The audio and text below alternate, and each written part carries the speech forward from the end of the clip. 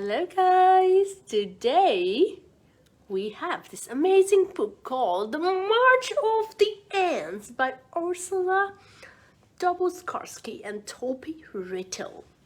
And they look very determined. And it looks like they're going somewhere. It looks like they're going somewhere, guys. Are you ready for the story? It's going to be very, very interesting. Welcome to Storytime. Okay, let's do this. Look at that. There they go, marching. Look at that. The March of the Ants by Ursula Dubosarsky and Tohby Riddle. Ready? Okay, let's do this. The ants were heading off on a very important expedition. Each ant said what they were going to bring.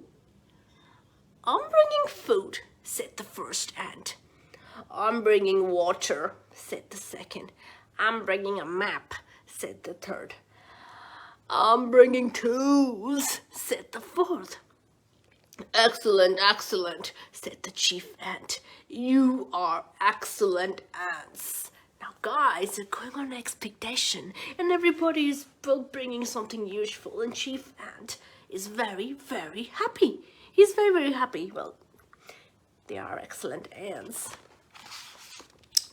On and on, right through the ant army, each ant said what they're going to bring, until at last it was the littlest ant's turn. "I'm bringing my book," said the littlest ant. "A book?" said the chief ant. "A storybook." "What good is that? Find something else, something useful that will help our expedition." Uh-oh, guys, chief is not very happy. Well, littlest ant wants to bring his book. Okay, that's a boo-boo. Uh-oh. But although the littlest ant was a little, she was also very stubborn.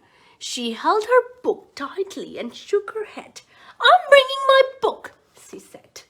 The chief ant sighed. "We have no more time to talk. We must head off. Ants, everyone, forward march!" Okay, guys, I think she is very stubborn and she's bringing her book. Okay, she's bringing her book. No more discussions. And well, I think they're late for their expedition. Late for the expedition. And now they're heading off, guys. The ant army set out. They marched and marched for days and nights. Now, guys, they are just marching days and nights, catching, building, just taking things, and they're just going on and on, guys, going on and on. They were very determined and very brave. They ate the food, they drank the water, they looked at the map, and they used the tools. They were excellent ants, guys. They were very good at teamwork. Look at that. They're going on an expedition. They're bringing things, and they are doing, well, teamwork. They're eating the food, bringing the water, looking at the map, using the tools. Well, they were excellent ants. Uh-oh. But the journey was long. The ants became so tired and they were afraid. Would they ever reach their destination? Some of them became sad. Some of them were giving up hope. Some of them thought they could stop marching altogether. Now, guys, the journey was long. And there were lots of enemies flying all around. But they have the team, but then again, it's very, very hard for them. Most of them started to give up. Uh-oh. Would they ever reach their destination? One night, when the stars were bright, the littlest ant brought out her book. She opened it up and began to read out loud. She had a soft, small voice, but slowly, one by one, all the ants in the ant army gathered around her, listening carefully to the story. They listened all night long. Now, guys, Now they are very, very tired and they would love a story. And look at that. Look at that. Her book is coming to use and everybody are gathered around and trying to listen to her story, and they listened all night long.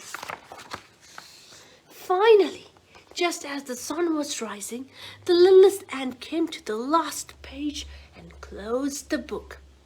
"Is that the end of the story?" said the chief ant, dismayed. Now guys, the story was so interesting that even the chief was like, "Oh no, the story ended? That's not good." Look at that, guys. Well, her book is called Doing Magic. They all are very well. They all seem rested. They all look, well, they are interested. And they are very happy to hear her story.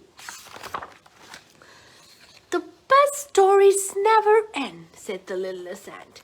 "And they keep on going inside you." That is true. The best stories never end, guys. They keep on going inside you. And she was right. After listening to the story, strangely, mysteriously, all the ants in the ant army felt brave again. They felt strong again. They felt they could keep going. And they did. They kept going, guys. Well, the stories worked its magic.